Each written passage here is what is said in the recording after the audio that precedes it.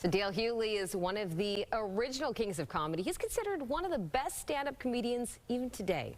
And he's also a New York Times bestselling author. His most recent book, called How to Survive America, came out in June. And Dale Hughley is headlining at Caroline's on Broadway tonight and tomorrow. You know, when you're one of the kings of comedy, it's like being an Olympian or an NBA champion. That's how you're introduced every time, a king of comedy. Dale, welcome. Thank you so much for joining us. I imagine that title never gets old. Oh, well, you know what? Not to me. I guess to some people it might, but not to me. Good morning. How was your Thanksgiving? Thanksgiving was very well. How was yours, sir? How does D.L. Hughley celebrate Thanksgiving? Were you here in the city? Were you home? I was in New York, and then I flew to Atlanta to be with my family because our first grandchild was born. So we went down there. Best thing about the holiday was no vegans at the holiday. That was great. No vegans. Oh, okay. All right. Got that. Every Thanksgiving. I'm tired of them. So we didn't have any this time. Absolutely right.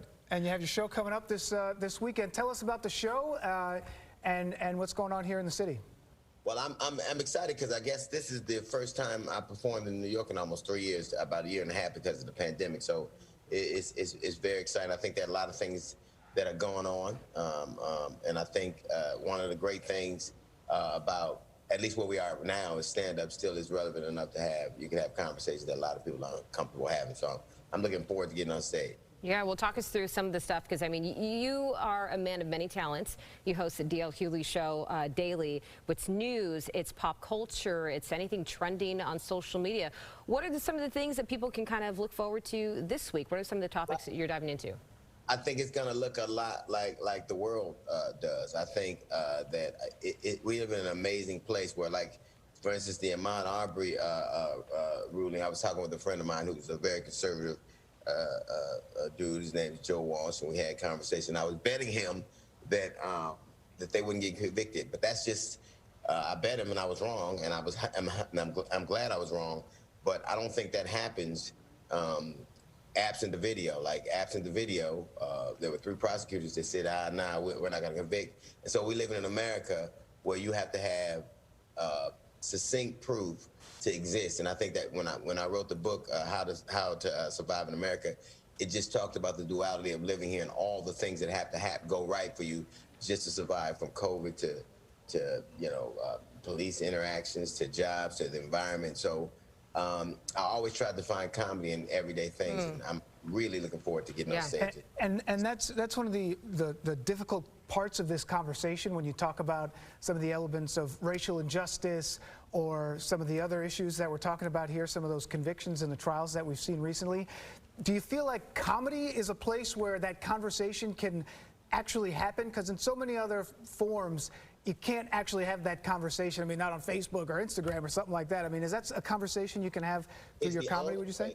I think it's the only place you can have it. And I think that whether you like what somebody says or don't like what somebody says, I think that comedy's always been used to have conversations that people are uncomfortable. Because literally the only time people tend to listen to black people is when they're running, jumping, singing, or dancing, or telling jokes. So you have to wrap things up in an environmental package so that people don't quite get what you're doing. I think comedy has always been subversive.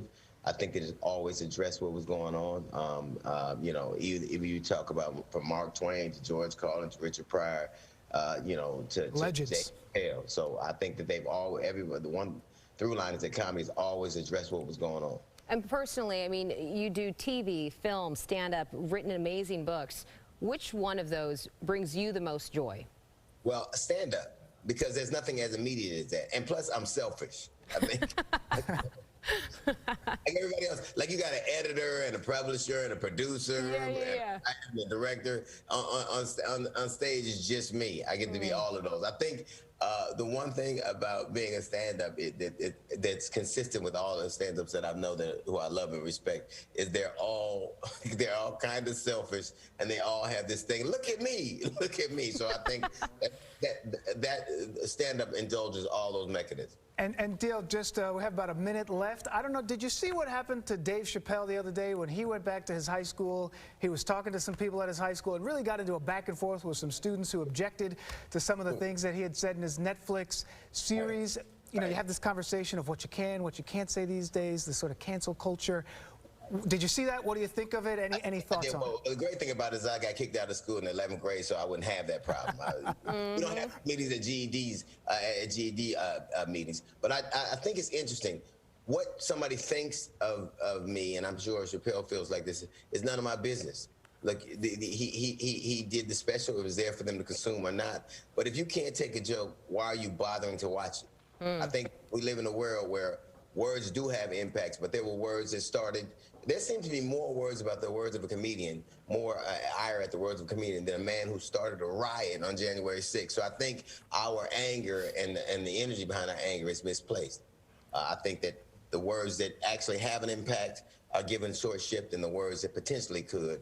We worry more about the things that could happen than the things that have. And I think that Dave Chappelle is a genius, and I think that anybody who doesn't like the special shouldn't watch it, and anybody who doesn't like a particular comedian should stay away from it. I think your words resonate with a whole lot of people this morning.